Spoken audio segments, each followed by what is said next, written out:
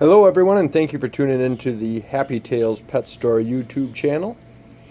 This is Barry, and we have our informational video today on Chinese hamsters. Now these aren't what you'd call a normal hamster that you'd see all the time, because most people think that hamsters do not have tails, or at least very long tails. We're gonna slowly let this guy smell me.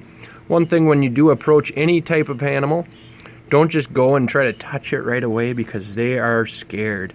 You can see him breathing a little bit faster. We don't want to actually scare him. We just want to kind of go up. And then you got to think, as a predator of these animals are most of the time birds or something that's coming over the top of them. So usually what I recommend is scooping them up like a pancake, and you get a much better reaction. Now, as I said, you can see the really long tail on these guys. Now they do stay quite small, but they're not actually a dwarf. The Russian dwarf and the Ravorsky dwarf are the two dwarf hamsters. These guys will get about 2.5 inches when they are full grown, and they live about 2 to 3 years for a full lifespan. Hamsters regrettably don't live very long, or most rodents don't live very long. Now these guys are usually a dark gray, like his head right there, and then that black stripe, but this one is actually showing some of the white coloration on him, so kind of like a pied. Now these guys do have a smaller head, so you do want to make sure that you keep them in a very tight cage, so something that they can't escape out very easily, because most of the time if they can squeeze their head through it, they will try to make their way through it with little to no problem.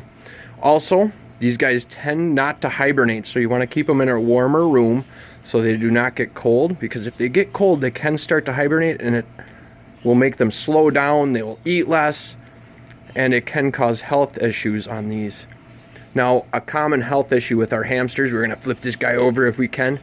He's kinda tucking in because they are nocturnal, so they do wanna sleep at night. But it's wet tail is the common disease with these guys, and what happens is right around their backside, they'll get actually a wet area, and that wet area will be a sign of wet tail, and that can actually be life-threatening. A good thing to try to do with those is give them oats, like oatmeal, and then some high vitamin C stuff, parsley or oranges. Now on their diet, you can give them fresh vegetables and fresh fruit. Just do it sparingly, kind of as a treat. You do want to keep them on your hamster seed formula. Just keep nuts out of it, because of the fattiness of the actual nut itself is not good for these guys. But also, what's nice about these Chinese hamsters, when they're socialized, they make very good pets, very unlikely to bite. And usually the fun thing with them is they like to cling on. So like most hamsters try to run away and jump and get away from you and can barrel out of your hands. These guys feel much more comfortable in an area, don't usually jump.